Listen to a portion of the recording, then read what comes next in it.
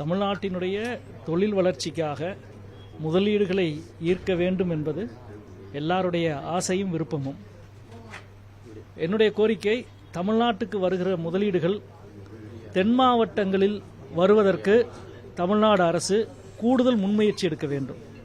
ஏன்னா பெரும்பாலான முதலீடுகள் சென்னை வட மாவட்டங்களிலும் மேற்கு மாவட்டங்களிலும் தான் வருகிறது. ஒப்பீட்டளவில் தென் மாவட்டங்கள் தொடர்ந்து பின்தங்கி இருக்கிறது. அதை முறிப்பதற்கான கண்டிப்பாக முதலீடு செய்ய வருகிறவர்கள் ஒரு மாநிலத்தின் பரந்த சமமான வளர்ச்சிக்கு முக்கியத்துவம் கொடுக்க வேண்டும் என்று நினைக்க மாட்டாங்க. ஆனால் ஒரு அரசு தான் அதை நடத்தணும். தென் மாவட்டத்தில் முதலீடு செய்தால், தொழில்களை துவங்கினால் கூடுதல் முன்னுரிமையும் கூடுதல் சலுகையும் வழங்கி வருகிற முதலீடுகளை மதுரையை மையப்படுத்திய முதலீடுகளாக மாற்ற மாண்புமிகு தமிழக முதல்வர் கூடுதலாக முன்முயற்சி செய்ய வேண்டும், கூடுதலாக உதவ வேண்டும் என்று கேட்டுக்கொள்கிறேன். தென் மாவட்டங்களுக்கு 50 கோடி ரூபாய் தான் ஒதுக்கியிருக்கிறதாக ஒரு தகவல் இருக்குது. இல்லை, அப்படி இல்லையா? ஆமாம் சார். இந்த வந்திருக்க முதலீடு இல்லையா? இல்லை, அதாவது வந்திருக்கிற கையெழுத்தான முதலீடுகள் விவரங்களை நானும் தொடர்ச்சியாக அதை பார்த்து கொண்டும் ஃபாலோ பண்ணிட்டு தான் இருக்கிறேன். போதுமானதாக தமிழ்நாட்டுக்கு இப்போ வந்திருக்கிற முதலீடுகளில் தென் மாவட்டங்களுக்கு போதுமானதாக இல்லை.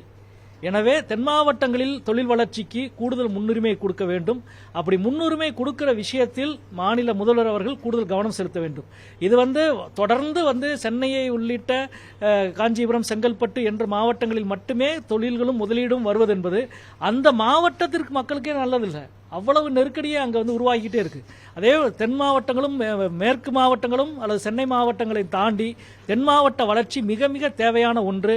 அதில் ஒரு பெரிய தொய்வு இருந்துகிட்டே இருக்கு. அதில் ஒரு பிரேக் தேவை, ஒரு முறிப்பு தேவை. எனவே மிகப்பெரிய நிறுவனங்கள் மதுரையை மையப்படுத்திய முதலீட்டை உருவாக்கிய காலமாக இந்த காலம் இருக்க வேண்டும் என்று கேட்டுக்கொள்கிறேன். கொண்டாட வேண்டிய ஒரு பிறந்த நாள் என்பது தந்தை பெரியாரின் பிறந்த நாள். நான் என்னுடைய ஹீரோவை தான் பேசுவேன், வில்லன்களை பேசுவது எனக்கு வேலை இல்லை.